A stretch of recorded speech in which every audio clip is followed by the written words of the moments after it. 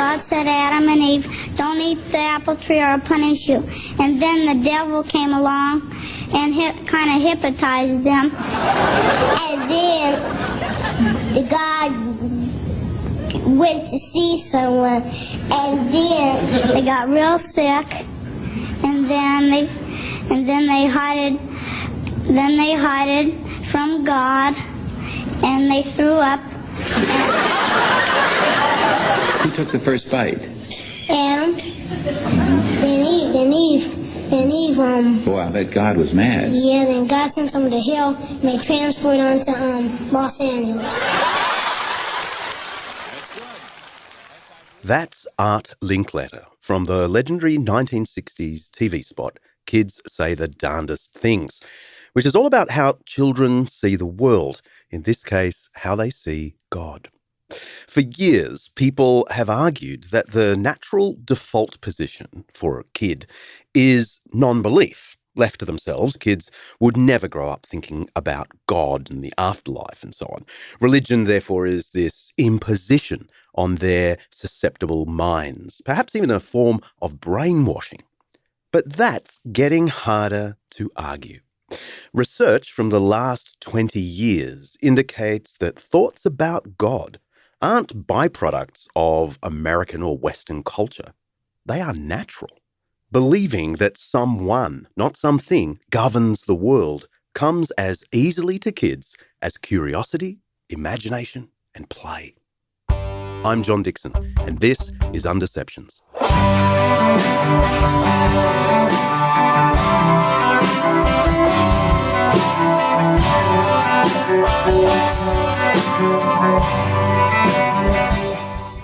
Undeceptions is brought to you by Zondervan Academics' new book, How Not to Read the Bible, by Dan Kimball.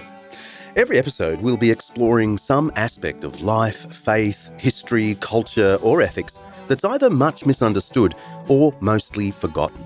With the help of people who know what they're talking about, we'll be trying to undeceive ourselves and let the truth out. By the way, stay tuned to the end today, and you'll hear a very different version of our theme tune sent to us during the week by one of our listeners, a talented jazz muso.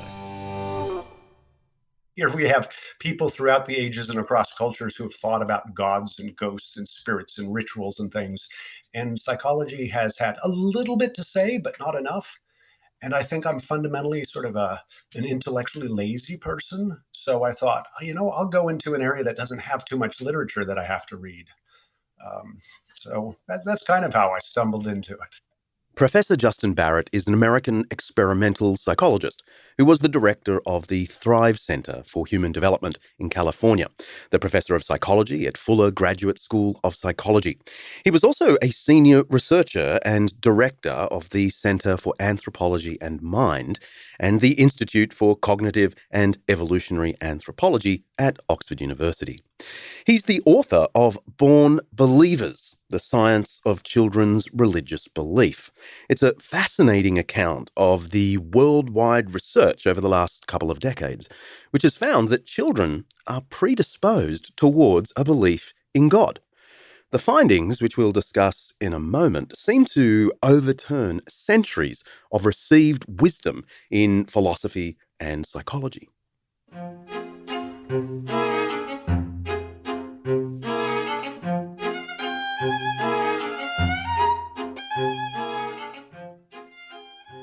In the mid-19th century, Karl Marx famously wrote, "Religion is the sigh of the oppressed creature, the heart of a heartless world, and the soul of soulless conditions. It is the opium of the people."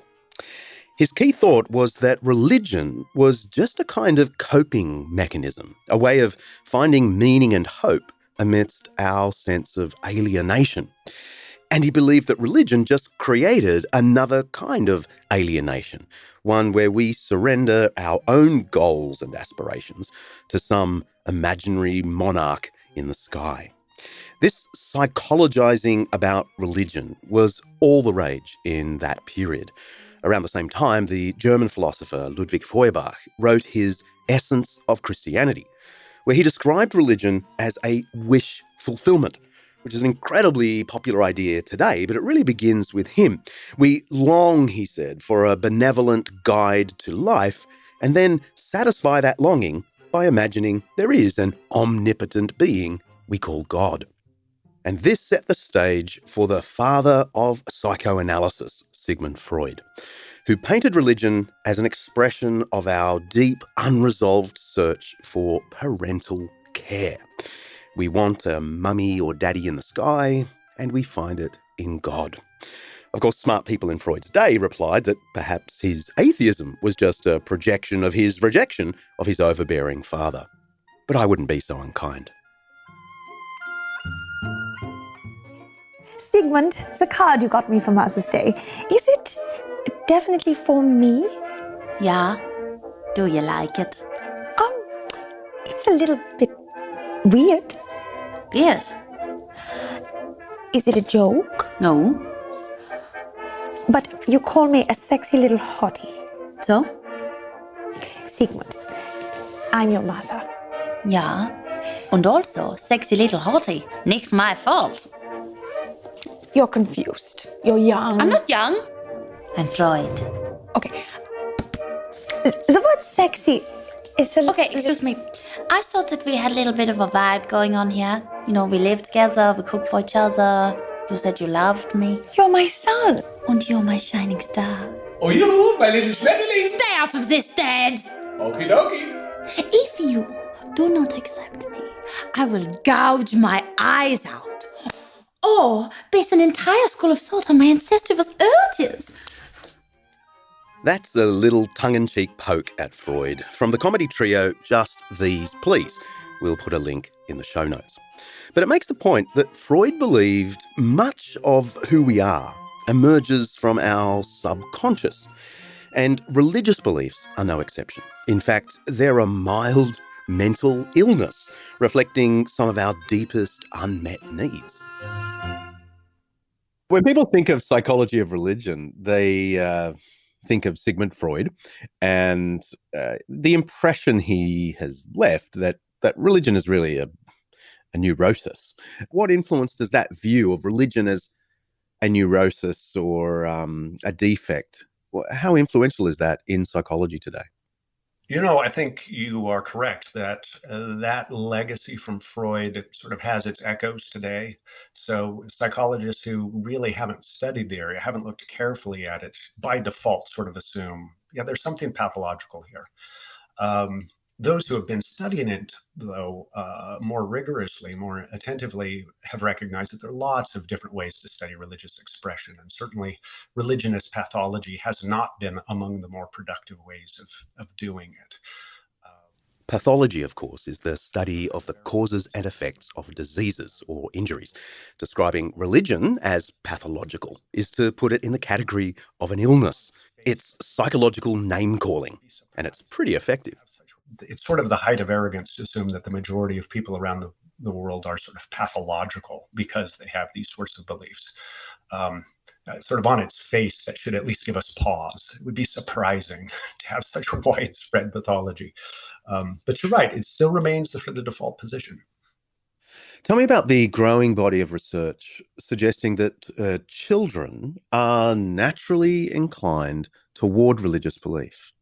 The basic idea here is if religious thought is so widespread, or thought we might deem religious, then and it seems to, at least there are sort of anecdotal cases and people's impressions that it comes to children very easily, then we should see kind of toeholds, if you use a sort of a climbing metaphor, or fertile ground, if you want an agricultural metaphor, in childhood. Why is it that children just find it so easy to think about?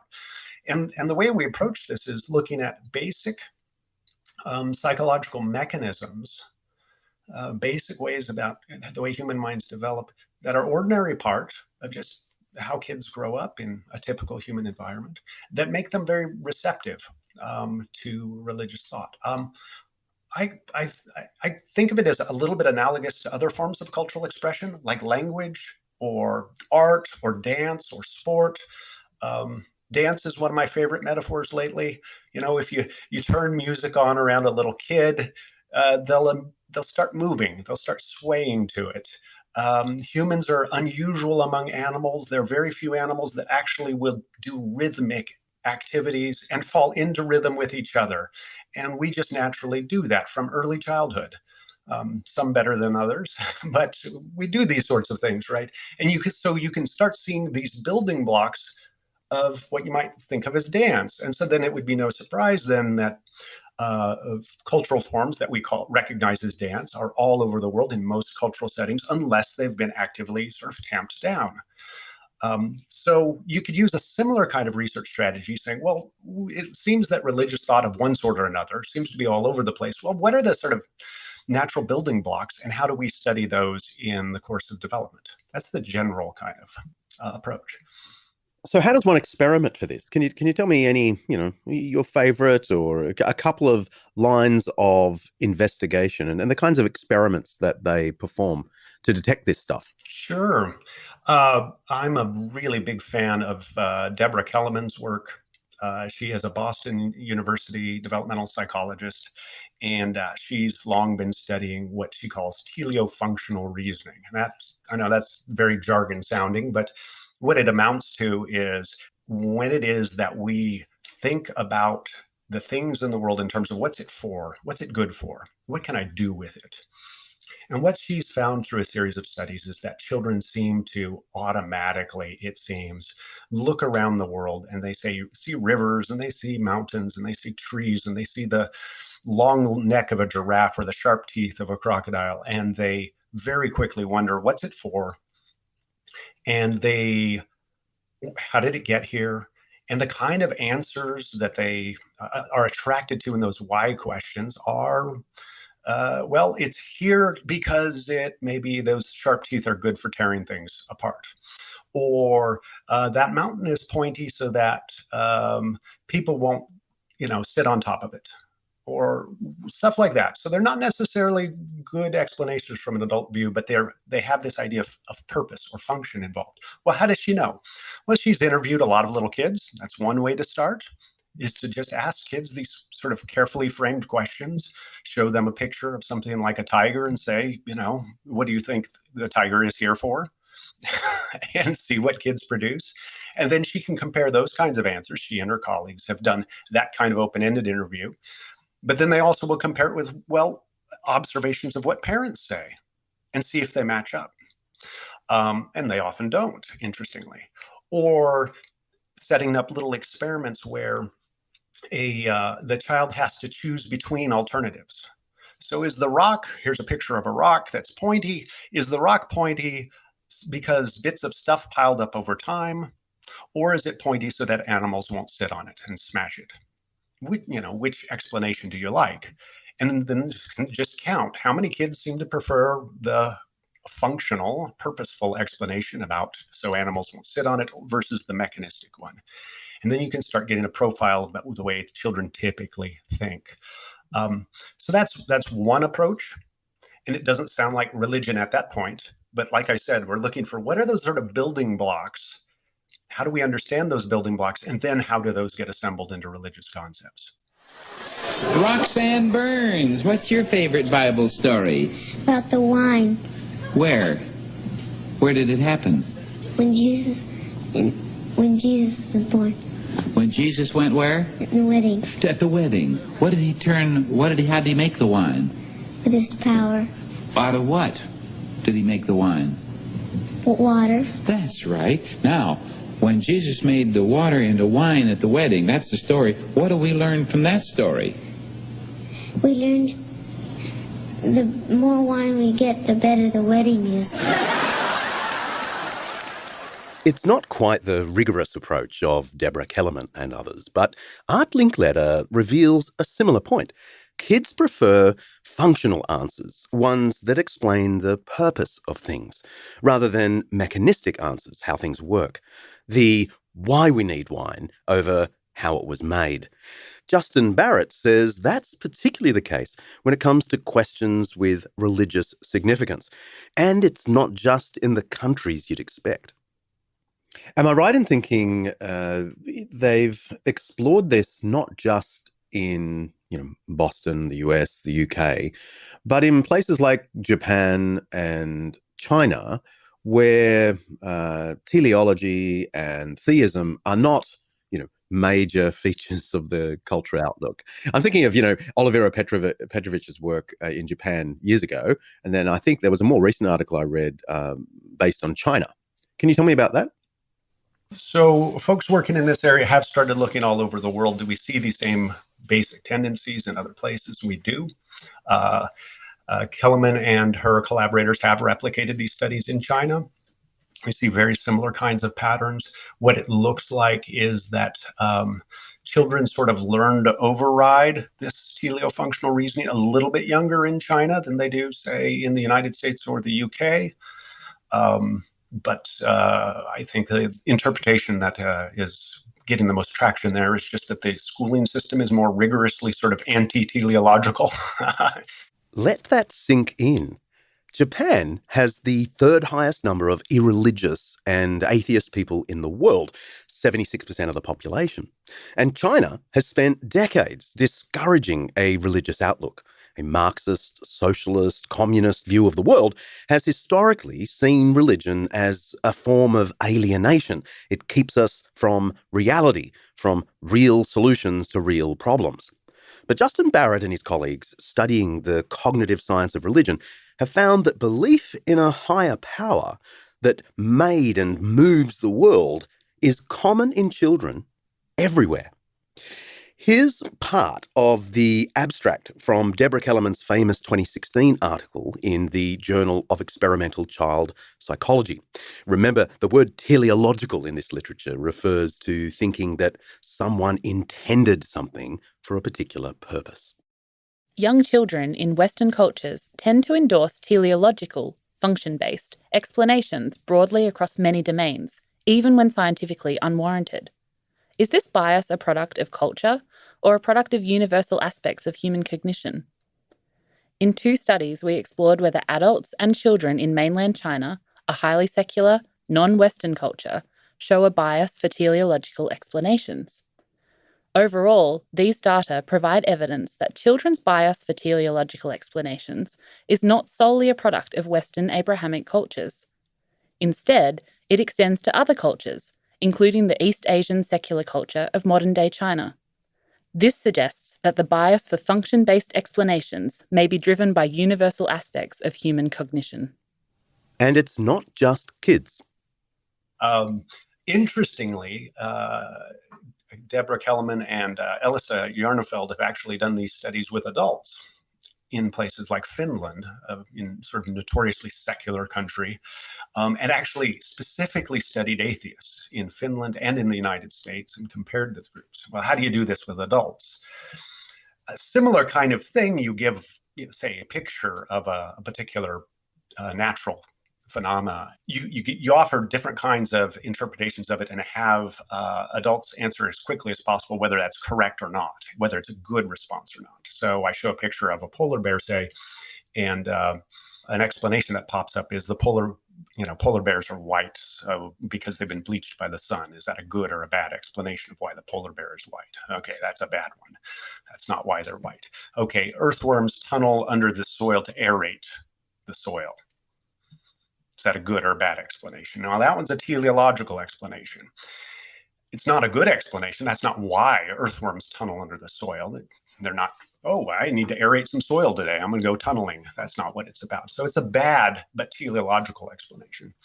And what Kellerman and her collaborators have found in those kinds of studies is if adults are asked to answer very quickly, suddenly those teleological explanations start looking pretty good. Okay, so there's a selective error in the direction of teleological thinking. And it fits kind of patterns that she's also seen in, say, uneducated Romanian adults who didn't go through formal schooling. They look like 8-year-olds in their answering patterns, okay?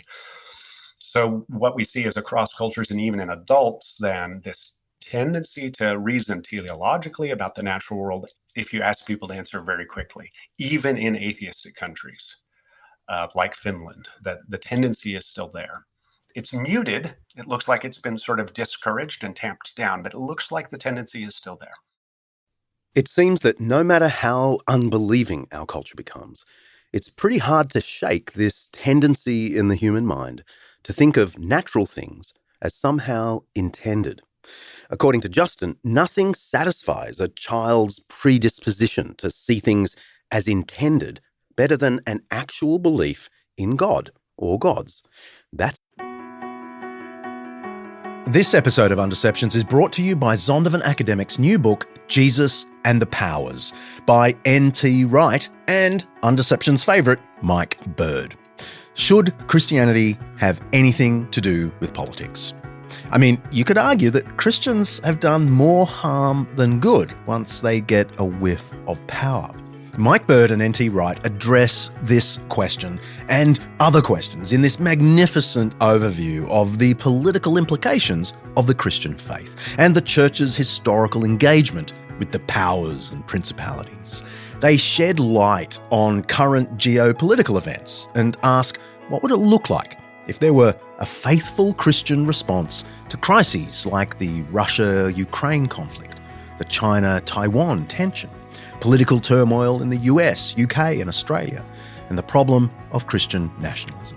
They build a pretty convincing case that Jesus' teaching about the kingdom of God confronts all forms of power, Christian and atheist, and calls on us all to support a pluralistic democracy where everyone, regardless of religion or irreligion, has a role to play in working toward the good of society. Whether you're a believer or a skeptic, I'd say this book will be an eye-opener. You can order Jesus and the Powers on Amazon, of course, or head to zondervanacademic.com/undeceptions to dig a little deeper and see if you really like it. That's zondervanacademic.com/undeceptions.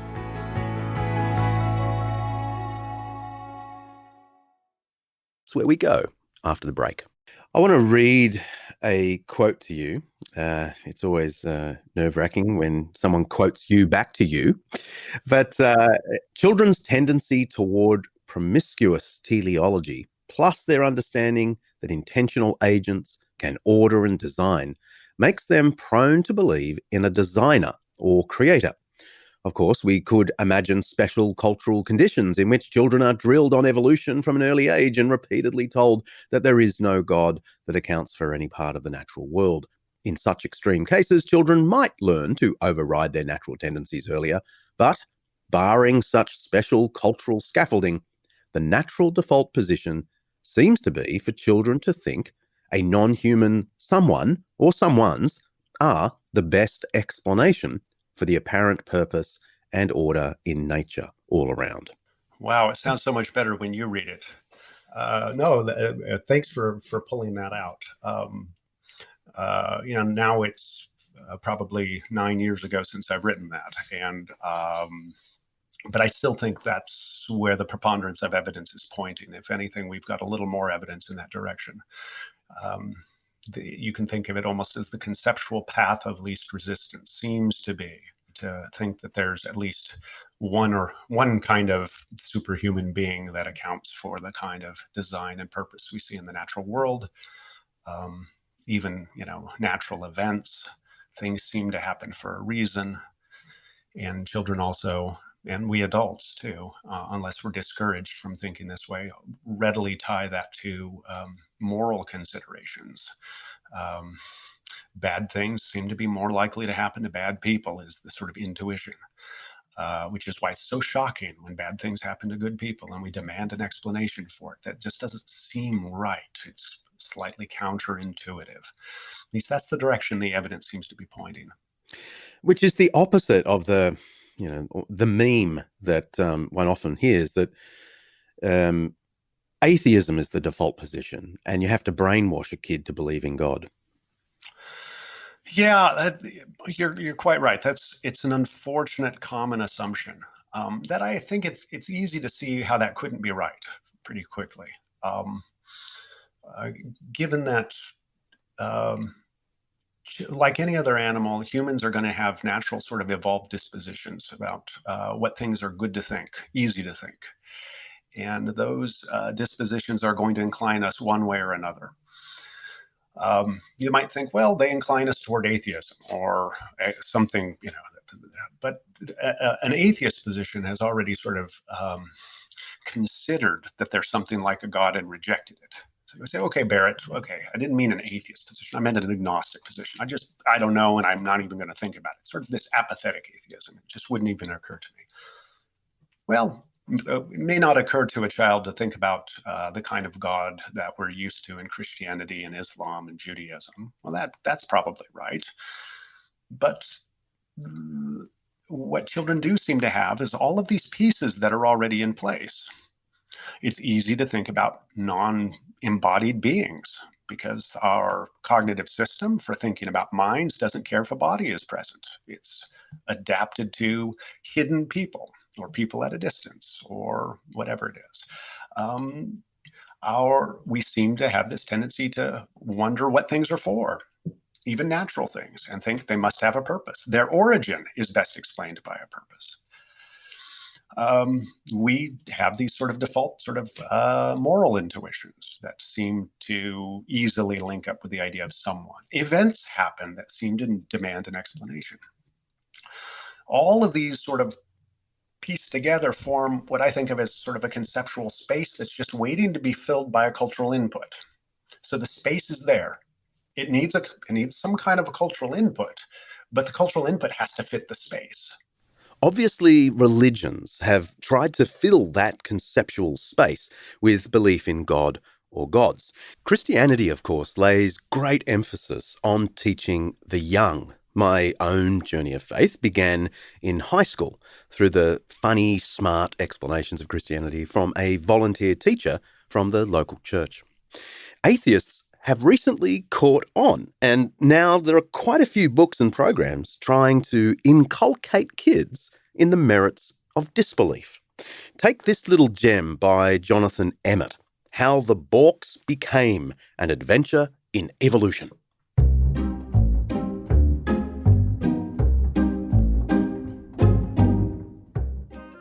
The thing about Borks is no two are a match. They're all a bit different. Just look at this batch. These odd little differences help the Borks thrive. Without them, it's doubtful they'd still be alive. You see, Borks haven't always looked as they do. Their fur was once short and its colour was blue. And those long skinny necks they make them so tall were once very squat and not skinny at all. This might start you wondering how? How did the Borks become what they are now?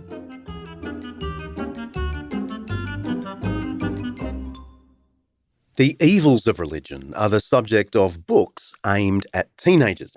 Carnegie Medal winner Philip Pullman, who wrote The Golden Compass, told the Washington Post his goal was to undermine Christian belief. My books, he says, are about killing God. Good luck with that. Pullman's God has been cruel in the past, but has now shrunk to become a decrepit figure of no practical use to anyone.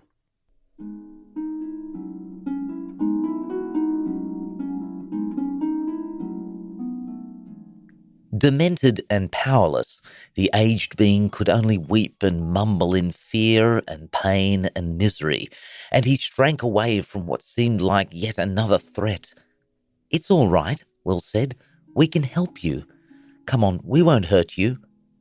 The shaking hand seized his and feebly held on. The old one was uttering a wordless, groaning whimper that went on and grinding on his teeth and compulsively plucking at himself with his free hand. But as Lyra reaching in to help him, he tried to smile and to bow, and his ancient eyes, deep in their wrinkles, blinked at her with innocent wonder. Between them, Will and Lyra helped the Ancient of Days out of his crystal cell. It wasn't hard, for he was as light as paper, and he would have followed them anywhere, having no will of his own.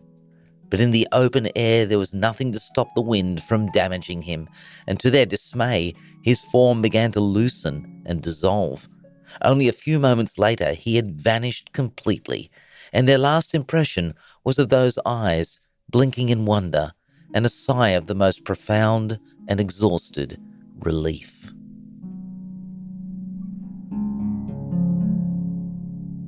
It's a fantastical story about the need to put God aside. In fact, God would thank us for it, if he could. But it seems unbelief has a really uphill battle, because that conceptual space in the mind of a child, that space that suspects intention is built into the universe, is really quite large and structurally sound. Atheism doesn't fit the space very well. And I think it's for that reason that you often see, even when in the rare cases that a full, thoroughgoing atheism has become predominant, it's actually fairly rare around the world. But when it does happen, usually there are special cultural conditions that I referred to in that passage. Formalized education, sort of rigorous encouragement to not think about ghosts and gods and spirits and things. And even sometimes you get these sort of candidates to get squeezed into that conceptual space. So natural selection sometimes will do this job. Children have this, well, why do things look the way they did? Well, natural selection. In fact, you'll hear people talk about evolution as if evolution intends that this comes about, and evolution has these purposes. It's not for no reason that we see titles talking about evolution like The Blind Watchmaker. There's tinkering going on.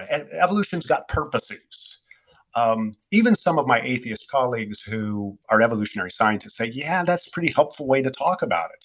Strictly speaking, that's not right, but it's really helpful. It's easier. Yes, it is. It's fitting that conceptual space that we just all have, and it makes it more palatable.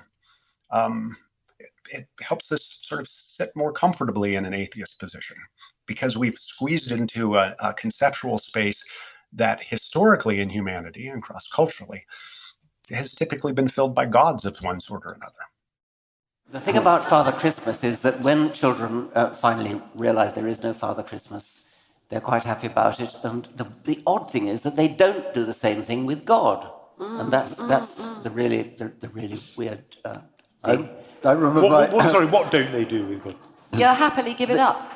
They give up Father Christmas, but they persist with God. Why do you think that is? I'm baffled by it. That's interesting. That's well-known Oxford professor Richard Dawkins, mystified about why children continue to believe in God, even when they no longer believe in Santa Claus. I was on ABC's Q&A program some years ago, and Dr. Cindy Tan said the same thing. She compared belief in God with belief in Santa Claus and the Tooth Fairy, she said. And actually, in that moment, I was a little dumbfounded. I didn't say, but I should have said, isn't it telling that people grow out of Santa, but not God? Anyway, I got to put this to Justin. Why isn't this just the same as kids believe in Santa and the Tooth Fairy, and then they grow out of it, and all you've found is that they tend to believe in other silly things like gods? Yeah, good question. How's it different? A number of ways. I mean, Santa Claus and the Tooth Fairy, of course, are engineered ruses by parents, and they provide certain kind of evidence, right, to persuade kids. Santa Claus or Father Christmas has some things going for him. He certainly has some godlike properties, so we can fit some of those conceptual spaces, reasonably well. I think that's why he's so contagious and hangs in there pretty well. So that's not that it's a good comparison. But how's it different? He doesn't account for the design and purpose we see in the natural world. So he doesn't sort of tick that box. It's not as satisfying. He doesn't account for all kinds of meaning making that we tend to do as we start to get a little bit of older. We have that uncomfortable evidence that we find that it was our parents at a certain point when it was. And of course, there's the obvious thing is lots of people come to believe in God for philosophical reasons, for other kinds of evidential reasons as adults who didn't believe as children. And even children seem to be drawn to God concepts, even when their parents are not encouraging them. I've had colleagues walk up to me at conferences, developmental psychologists, and say, my 4-year-old walked in one day and said, God is everywhere all the time. And we're atheists, so we have no idea where this came from. And we try to figure it out, and I just don't know where this came from. This is true story, actually. And then this developmental psychologist actually told me, and a year later, I believe it is he, maybe it's a she, still believes in God. and God is an elderly woman. I found that was an interesting detail because it suggested that it wasn't normal enculturation either. It wasn't that brainwashing, so forth, because that wouldn't have been the brainwashing that would have been going on. So then you might think, well, we'll compare gods to imaginary friends or something like that. Except that they're shared in a way that imaginary friends usually aren't. So the comparison with Father Christmas and the Tooth Fairy is a nice one because it shows both similarities and differences. There are detractors, of course, many of them. Acclaimed philosopher and secularist A.C. Grayling is the founder of London's New College of Humanities. When he came across Justin's research, he was not well pleased. You've been criticised by none other than A.C. Grayling. I mean, you know you've hit the big time when A.C. Grayling has a word or two to say about you. You're a wishful thinker. Children are not hardwired to have any religious thoughts. You're just a Christian and you went searching for this evidence. How do you respond to that royal criticism from the silver-haired boffin? I like when I get a criticism from a smart person, I want to really look at how much of it is true, because maybe there's some truth there. Yeah, is it the case that I certainly have a perspective. We all have a perspective. Even, when we're doing our science, we have certain expectations on the data and we have certain interpretations that we're inclined towards. So guilty as charged in that regard. But I'll just say, well, look, I've made an argument that is extremely similar in at least the general outlines to, say, Jesse Bering, who is an atheist, a developmental and evolutionary psychologist, and Pascal Boyer, who is also not a religious person at all. Scott Atran has made a similar, again, not an atheist. Most of the people actually who work in my area, cognitive science of religion, are not religious people. And we happen to agree on the science to a large extent. So I don't think it's just my biases getting in the way. I mean, one of the things that I found disappointing about Grayling's critiques is it showed sort of bad faith in the scientific sort of process. If I'm fudging the data, I'll get caught because other people are out there replicating these same studies, and I'm trying to get them published and getting them published in peer-reviewed, journals. So I don't know. I'll let the science fall where it will. If religiousness is such a natural state of affairs, why do so many people walk away from it? And in our culture today, so many people are not religious. Yeah. I'm going to do that annoying sort of academic thing and say, well, first, I don't think as many people walk away from being religious as we think they do. Now, what does he mean? What we often see is actually just trading out one religion for something else that, at least in other contexts, would have been considered religious. So it's been observed, for instance, that while, say, church attendance has been on a pretty steady decline in much of Europe, say, simultaneously belief in spiritism and the occult has been on the rise. Belief in ghosts has been going up, other kinds of new age things. Lots of, we mentioned the Far East before. In China, lots of people say, I'm not religious. And then you observe what they actually do. And they are involved in ancestor cults. And they certainly have lots of rituals that they engage in. So what we usually are seeing is a swapping of one set for another. Okay, so there's that qualification, but then there's yes, but. Yes, but, Barrett, there are these people who aren't doing that stuff, at least as far as we can tell. And I think that's right. I think that we're seeing that for a number of reasons. Part of it certainly is the disenchantment with the failings of organized religion.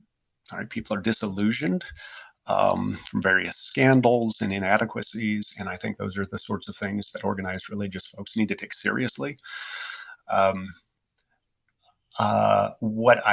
If that's the only cause, though, I would predict a very unstable sort of a religiosity. That is, once somebody figures out, okay, we need to do better, they're going to attract those people back into maybe another religion. It's certainly the case that we live in an era now of greater access to what you might think of as intellectual resources that we can use to think things that are less intuitive. So if religion is fairly intuitive, then we've got more resources for overriding those intuitions, or at least holding them back a little bit and saying, well, okay, yeah, I've got these intuitions, and I have lots of kind of experiences and impressions that fit well with some kind of a religious framework, but there are these sort of scientific and philosophical kinds of accounts that maybe they sort of erode those a bit, and I'm gonna bank on those for now. Well, why am I doing that? Lots of personal motivations get in there. And one of the things that is an exciting area of scientific inquiry right now is the scientific study of atheism is starting to pick up for just the reasons you're raising. And so it's premature for me to give a solid answer, but it sure looks like there are different forms of atheism. Not everybody sort of becomes non-religious for the same reasons. And lots of people who call themselves atheists actually hold on to some elements of religious thought. Well, yeah, I was about to say, I remember interviewing Olivera Petrovich from Oxford years ago, and she had found in surveys she'd conducted that about half of the self-affirmed atheists on follow-up interviews admitted they did believe in some grand mind behind the universe. They just don't think of it as God. And then there was a few... Let me interrupt myself for a second to share a snippet of that interview I did with Dr. Petrovich, courtesy of my mates at the Centre for Public Christianity. One of the things that struck me with adults was that many more of them, more adults than children, are sort of prepared to present their position as being an atheist. They simply do not think that God plays a part somewhere where children think so immediately. When I try to establish what exactly they mean by God, what kind of a concept they have, as I do with children, it turns out that you really need to be very careful about this, because adults tend to use a very idiosyncratic criteria, assuming that everybody else has a certain concept of God, whereas theirs is different. So they would tell me, I'm an atheist because I just don't believe in God as a man sitting in the sky, but I believe in some sort of spirit, energy, intelligence, and so on. So that, I mean, a child couldn't tell you that, but of course no child believes that God is a man in the sky. That's the interesting thing as well. The importance of asking people, of getting data from people directly under sort of very clear conditions is absolutely, it cannot be overstated, let me put it that way. So there may be even fewer real atheists than the survey suggests. I'm inclined to really suspect that to be the case. That's right. Absolutely. I mentioned Jesse Bering earlier, and he has, and I mentioned he's not a believer, he's an atheist, and he has studied atheism to a certain extent. And he's actually been one of the more vocal scholars in this area, claiming that atheists, at least many atheists, still, if you, as you say, if you still sort of ask the right questions and push the right way, have intuitions consistent with, say, afterlife beliefs, or intuitions consistent with, yeah, but everything means something, has some deeper meaning to it, some deeper purpose. This isn't just some accident that we're all here. They still have those intuitions that keep sort of leak through. And so at least his view is there are actually very few completely satisfied, intellectually consistent atheists. And he would even count himself in that, I think.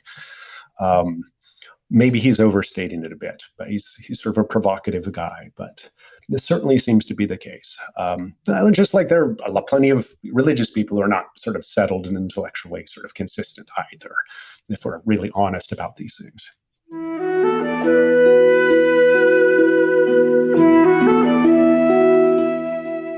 Let's press pause. I've got a 5-minute Jesus for you. In recent decades, we've learnt a lot about the way institutions like the church haven't cared for children in the way they should. The Boston Globe's famous Spotlight investigations between 2001 and 2003 found that under an extraordinary cloak of secrecy, the Archdiocese of Boston, in the 10 years prior to publication, had quietly settled child molestation claims against at least 70 priests. They'd sometimes just reassigned known pedophiles to other parishes or parallel ministries in hospitals and prisons. Some of these priests offended again. The Globe reports triggered a raft of other investigations around the United States and the world. The largest ever conducted, actually, was the Australian Royal Commission into Institutional Responses to Child Sexual Abuse. It found that as many as 7% of priests in some Christian denominations were pedophiles, and that church officials had, at least in some cases, sought to protect the church's reputation more than the children in their care. Now, this issue deserves an entire episode, and I promise to confront this topic next season. My point for now, though, is that Christian institutions haven't lived up to the community standards of care, let alone the standards demanded of them by Jesus himself. The New Testament actually opens with a shocking indictment of violence against children. Matthew chapter 2 reports that Herod the Great slaughtered the infants of Bethlehem and surrounds in an effort to kill the baby Jesus. Now, admittedly, there's no external evidence for this event outside Matthew's Gospel. It was probably too small an event to mention, involving maybe only 10 to 20 children. But it is the sort of thing we know Herod did throughout his reign. So the Gospel opens with a stark reminder of the pure evil of the powerful abusing the most vulnerable. There are other, much less dramatic examples of the mistreatment of children in the Gospels. So this time, it's by Jesus' own disciples. We're told in Mark chapter 10 that people were bringing little children to Jesus for him to place his hands on them, but the disciples rebuked them. This is really interesting. Ordinarily, children weren't really meant to be seen in public. So there's a sense in which these parents who wanted Christ's blessing on their kids were breaking a polite decorum. The disciples probably thought they were preserving Jesus' honor by rebuking the parents. Jesus had more important things to do, right? But we're told in the next line, when Jesus saw this, he was indignant.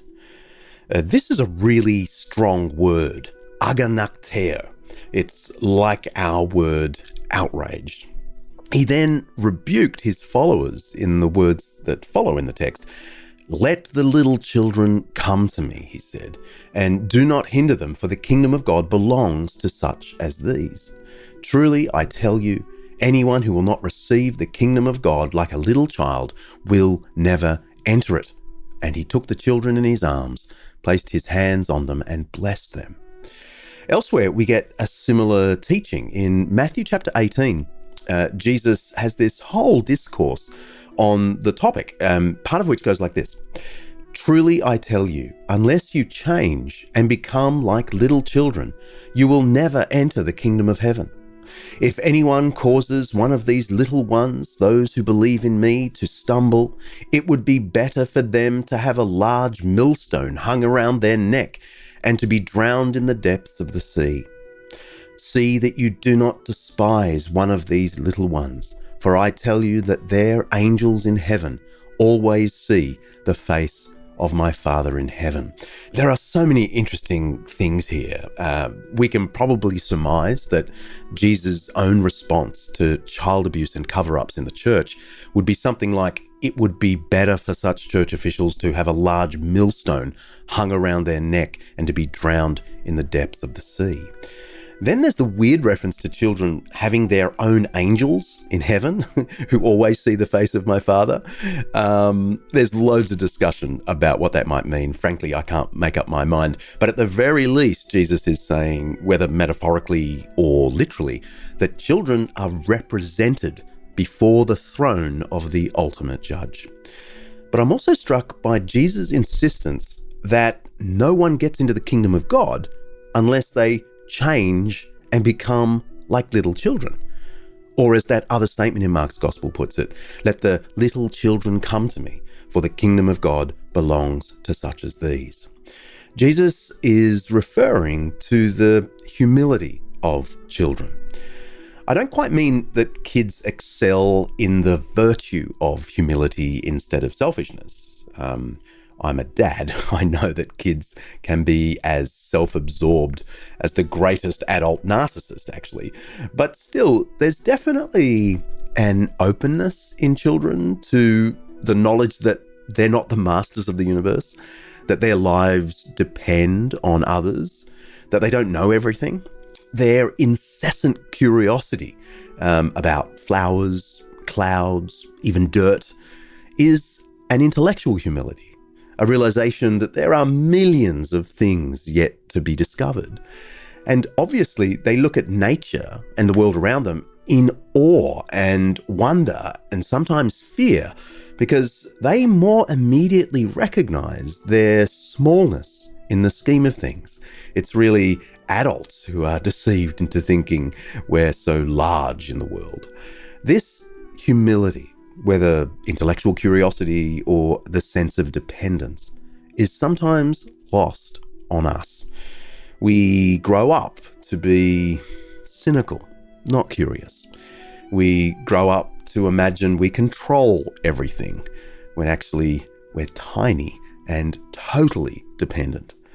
And Jesus seems to be saying, at the very least, that without this openness, this humility, this sense of dependence, we're not going to understand the Christian faith, let alone know how to embrace it.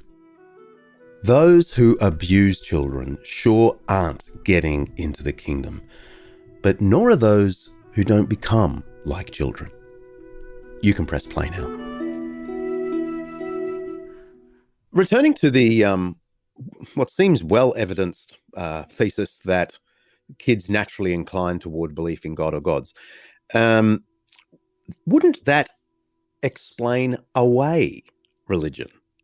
How do you personally think about, I know it's beyond the sort of psychology, but how do you personally think about the response of the atheist who says, well, there you go.